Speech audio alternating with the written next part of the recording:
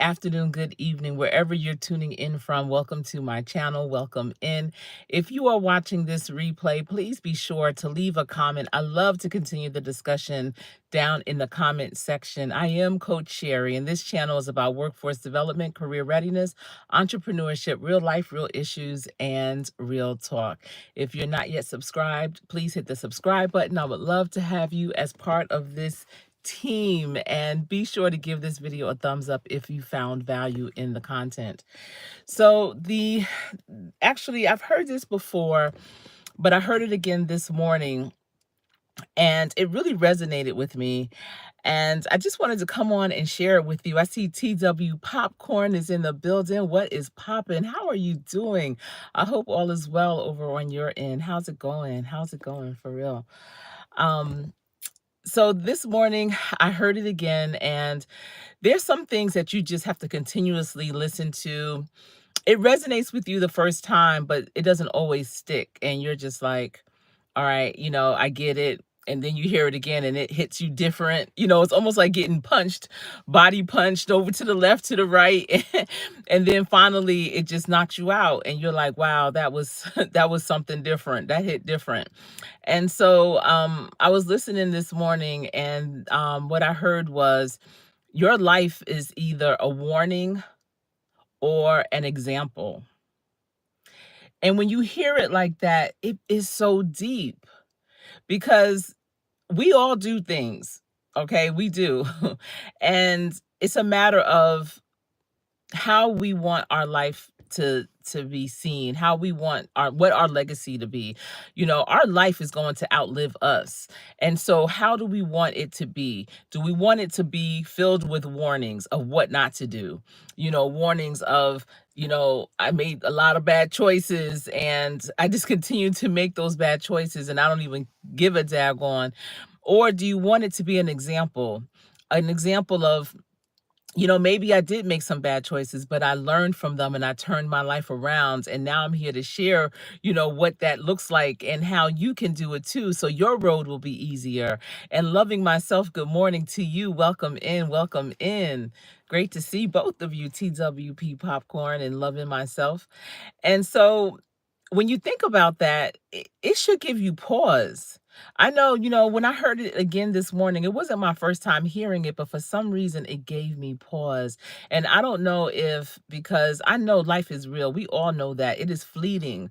You can be literally here today, gone tomorrow, here this moment and gone the next. Look at what happened, unfortunately, rest in peace in paradise, to Angie Stone over the weekend. I mean, she was literally, on her way en route to come to where I was at the CIAA in Baltimore to perform. And, she had that last performance in Alabama. And I actually, well, I didn't meet them, but I know someone whose brother was supposed to go to that performance in Alabama, but due to circumstances, he was unable to make it. And you just never know when your time will be. God knows. He knew when you were born. And so that's why you have to make every punch count. You have to understand the legacy that you're leaving and what does that look like? What are those last conversations that you're having with people when, you're departing because you hadn't seen them in a long time and, you're with them? Is that moment a good moment? Make sure that it is. You want your life to be an example and not a warning. And your example, like I said, it can have some warning moments from where you learned, and you can share with young people or just people in your circle, old, young, whatever, of how you've overcame. I always tell people, when you're going through something, that is the test, and that's your assignment. And so now you have that test, and when you get through it, that'll be your testimony. And your testimony is what can help others, and that's the example. And so many people want to keep their examples to themselves, but they don't realize that people are watching. People are watching you that you don't even know. And that's the most incredible thing.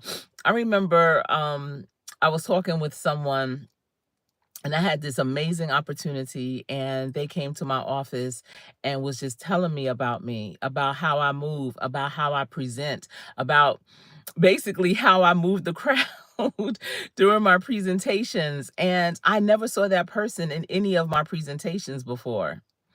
and they are a person of high influence, and they was just telling me about how I move, and I was like, wait a minute, I've never seen you in any of my presentations at any of my workshops or events. And they were like, you didn't see me, but I have a lot of people that have attended and have found value in what you do, and they come back and report to me, and they're like, yo, this woman Sherri ain't no joke. And that's the legacy that I'm leaving. That's the example. That's the wake that I'm leaving people in. And so, how are you leaving people? What are you doing? Are you living your life as a warning, showing them what not to do day in and day out? Or are you living your life as an example? And are you doing it out loud so that other people can learn from what you're doing? Either way, especially when you're going through that test and you have your testimony. And there was something else that I heard. Things either happen to you or for you. So I want you to just let that sit for a minute. And even if you are in this live, I want you to consider that. I want you to consider both of those, okay? I want you to consider, are you living your life as a warning or an example? And are you also having things happen to you or for you? And it's a mind shift, when you think about, and then if you're in this chat again, let that marinate and let me come back and let me know in the comment section how are you living your life, and are you going to make some changes so that you can be that example, so that you can have things happen for you and not just to you? Or if things are happening to you, what are those things? And again, how can you make your mind shift so that it's happening for you? And I was thinking, and I keep every day I'm thinking about all the people that are losing their jobs, all the people that have lost their jobs, that are on the bubble, that are concerned because they're still getting these emails requesting, what did you do last week? And they're just uncertain. It's the unknown, right? We can't handle the unknown because we have no control over the unknown. We can only control ourselves, our thoughts, our actions, our words. And so with that, you have to look at it. Is this happening to me or for me? If it's happening for you, it could be a blessing in disguise. A lot of times people are thinking about other things that they want to do, but they are tied down to what they have to do. And so maybe this is an opportunity for you to bring out what you want to do into fruition. Maybe it's an opportunity for you to really put into motion what you want to do. And so this way you are not, reliant on what other people are trying to control in your life. And you have more control because you have that peace, because either way you're going to be all right. And either way you are going to be all right. More faith than fear. Absolutely. We don't know what tomorrow will bring for any of us, whether you think you're secure where you're at or not. We all have we all don't know, but it's a matter of how we are posturing ourselves through those moments. And trust me, people are watching, real people are watching, young people are watching in your life, trying to see how are you handling this. And that's why, are you living your life as a warning or as an example? And let's see, Loving Myself is saying, good morning, Derek, to you. Good morning. Hope you have a great day. Um, okay, everyone is speaking. Thank you. So, those are things that you need to consider as you're going through the challenges of life. And, a lot of times people will say, Coach Sherri's hard to shake it though. This is what's on my mind. And I get it. I get it, because we all have life to live. You have a lifestyle to maintain, to manage. And maybe this is a chance to get back to the drawing board and see what are your needs and what are your wants truly. I was just talking to someone yesterday, as a matter of fact, and, she had some concerns about the future. And I was saying, this is a time when people need to kind of rally together. I had mentioned it yesterday in one of my lives about, forming a financial group. Becoming more financial literate during this time is going to be very important. But also looking at what you're doing, how are you spending your money? Because the dollar is short. The dollar is short now. What? It's crazy what a dollar you can buy today versus what it could buy yesterday. It's so crazy.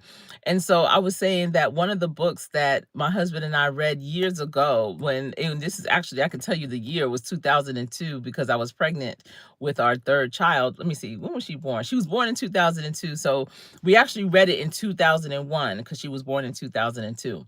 And it was Rich Dad Poor Dad by Robert Kiyosaki. And just the things that he talked about, and it just made us start looking at purchases in a different way.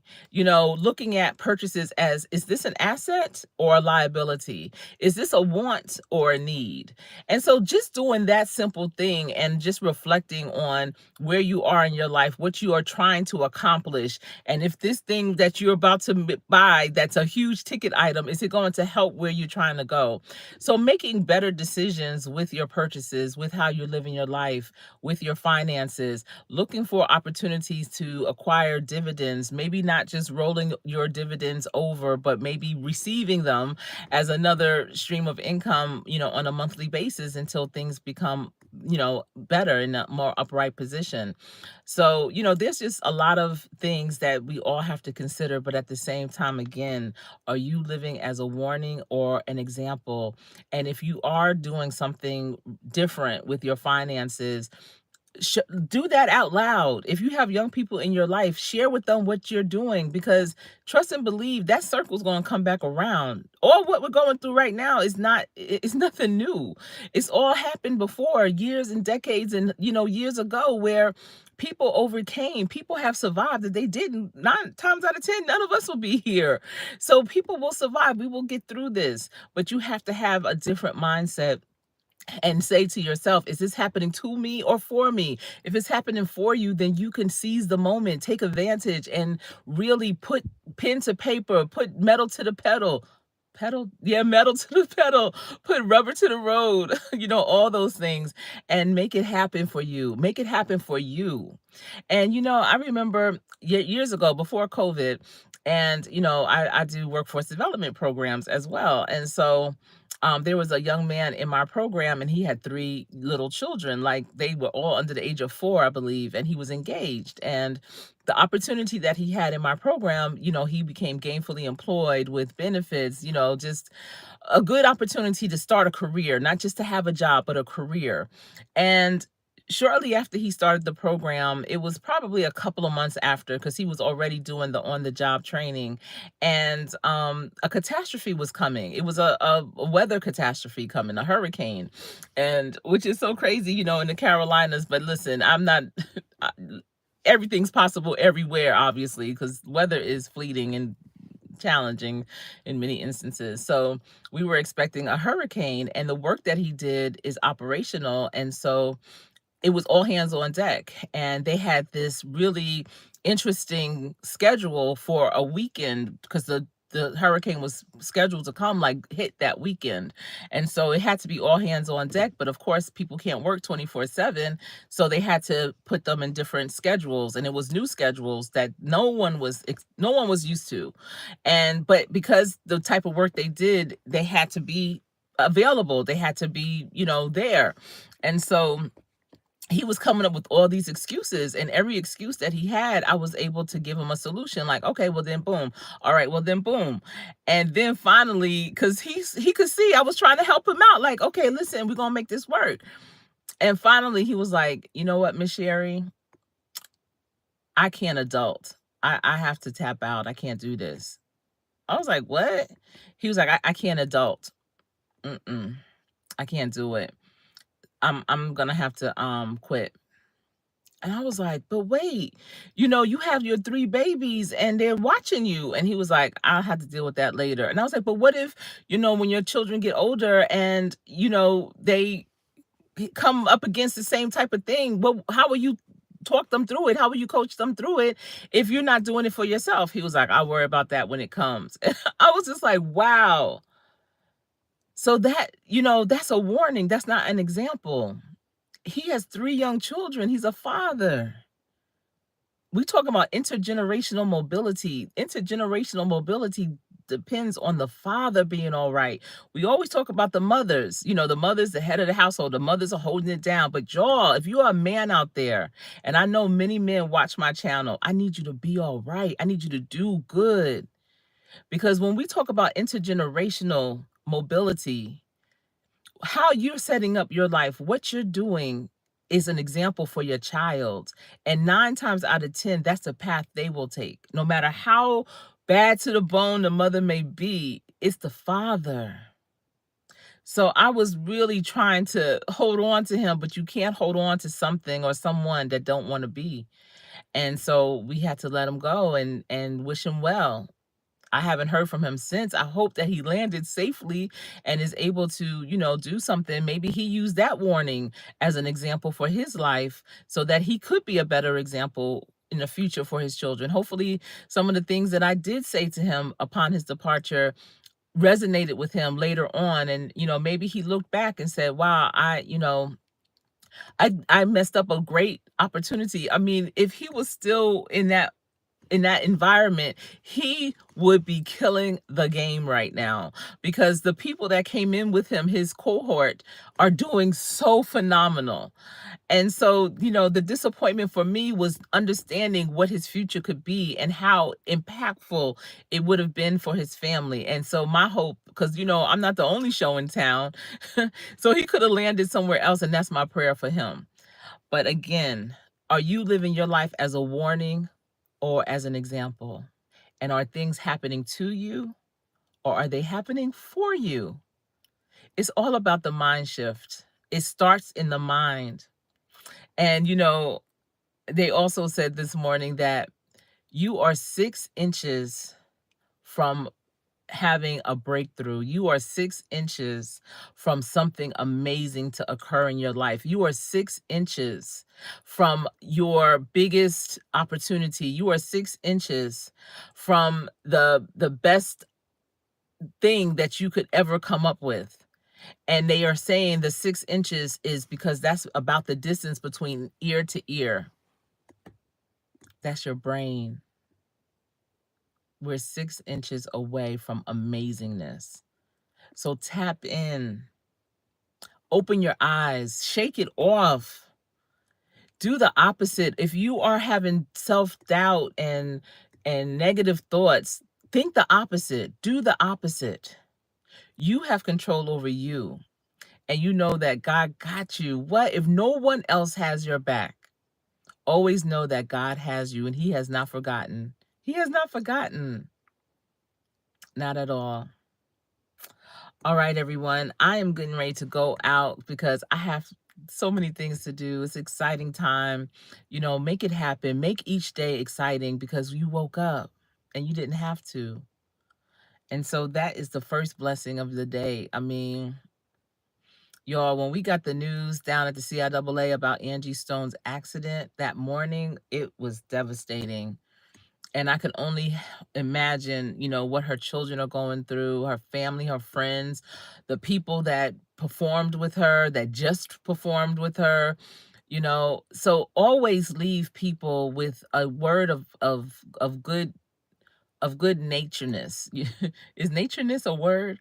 But always leave people with a good word when you leave. I always tell people I love you, when I'm in their presence and we are together and family, friends, and just, I love you. I don't get to see a lot of people that, have been ride or die with me. I don't get to see them often. I have my husband, I have my children, and they are right here. They my shoes. They're my rock. But I have so many other people in my circle. I've known people all over this country and really the world at this point. I know people in different countries too, but all over this country that have just been remarkable. They've been seasonal friends and family, where you might have spent a lot of time with them for a season. You might have lived in that part of the country or did a project with them and they're in another part of the country. Whatever the case may be, I always, I like and love hard. And I really take each moment as if it's the last. And that's because you just never know. And like, again, I have friends that are forever 16, forever 21, forever 30, 40. So I know life can be fleeting.